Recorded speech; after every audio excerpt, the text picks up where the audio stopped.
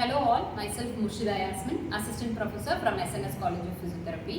In today's video, we are diving into a realistic case study on rheumatoid arthritis of the hand. And we will walk through a complete physiotherapy management plan using different modalities. So to introduce about the case, I met a patient, Mrs. Lakshmi, a 48-year-old homemaker. She came to our physiotherapy department complaining of pain, swelling and stiffness in both of her hands. So her symptoms are worsening in the morning time, with the stiffness lasting for more than 45 minutes. She finds it difficult in gripping the utensils, opening the door knobs and buttoning her clothes. Any activities with deals with the hand is most difficult in her day-to-day life activities. Her pain score is 7 out of 10 during my assessment with the numerical pain rating scale. On observation, there was a swelling around her metacarpal joints and the proximal interphalangeal joint and distal interphalangeal joint, and all the phalanges were swollen in state. There was a mild redness and early sign of ulnar deviation was noted in the wrist joint. On palpating, I felt mild warmth in the joint. Warmth is the classic symptom of inflammation, and the tenderness was present when I was palpating the joints in the hand. So based on her history and clinical examination, I identified that there is an active rheumatoid arthritis affecting her hand. So with this assessment, you have to tell me what are all the treatment protocol we can do from initial acute stage till the end of the recovery. So what will be the treatment plan for acute stage? For the acute stage, our primary goal is to reduce the pain and inflammation. We reduce the pain by giving cryotherapy for 10 to 15 minutes and using conventional therapy to make patients comfort. And then we use the low level laser therapy for the small joints. And after that, we can give paraffin wax therapy for the movements. Yes, paraffin wax therapy helps more in the rheumatoid arthritis cases.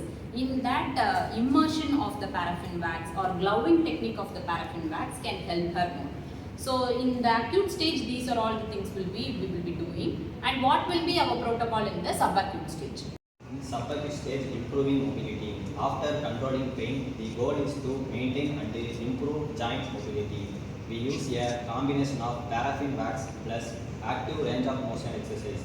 This includes tendon gliding exercise like hook fist, straight fist and full fist. Gentle joint mobilization grade 1 and 2 are applied to maintain joint play and reduce stiffness. We also stretch the tight intrinsic muscle to preserve normal biomechanics of the hand.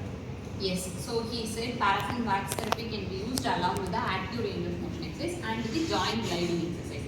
Joint gliding exercise are more easily done with the finger joint since it is easy to handle the fingers for the gliding exercise. So that can be given after the pain reduction. So what will be the next stage of treatment we will be doing? The strengthening phase. Once mobility improves and pain reduces, we introduce light strengthening. We start with isometric exercise for hand muscles. Then we progress to therapeutic training such as pinching, rolling, squeezing and finger spreading. Later, grip strengthening can be added using soft hand grips, but only if inflammation is under control. Yes, if the inflammation is under control, once the pain got reduced and also once the mobility got achieved, we can use these kind of stretching technique for the patient. So from acute, subacute and the stretching stage we have reached. What will be the next stage of treatment? Next will be the functional training or area training. First, you can focus on a real-life start, which is practice of high motor activities like buttoning the shirt, picking up beads like that. Then we can move to the daily task, which joint protection techniques, and finally we can move to the assistive device like jar opening, like that.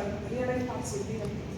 Yes, she explained about the task-oriented training. So after all the pain, inflammation and mobility have achieved, then we can go for the task-oriented training, because her initial complaint was she had a difficulty in doing the day-to-day activities. So all these simple tasks can be practiced in a simulated manner with our supervision.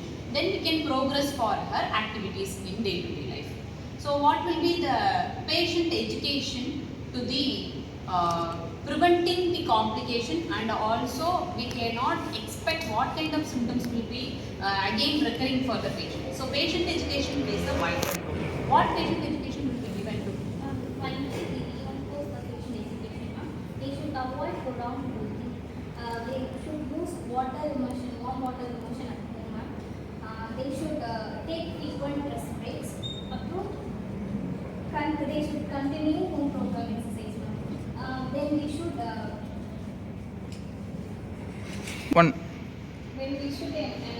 ensure the patient independence.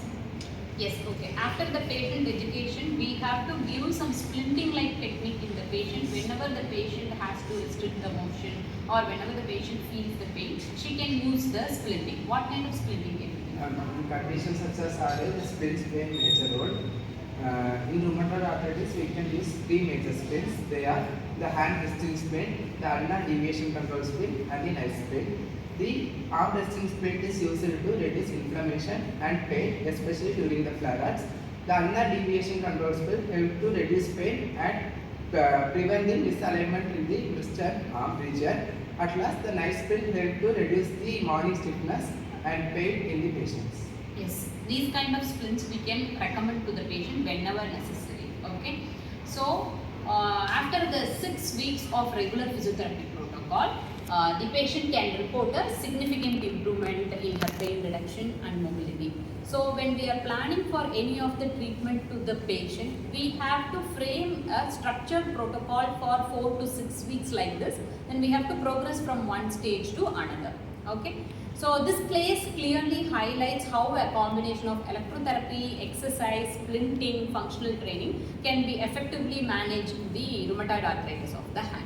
So physiotherapy plays a major role in keeping the joint mobile, functional and protected. So thank you for all your cooperation, students. Thank you. Thank you.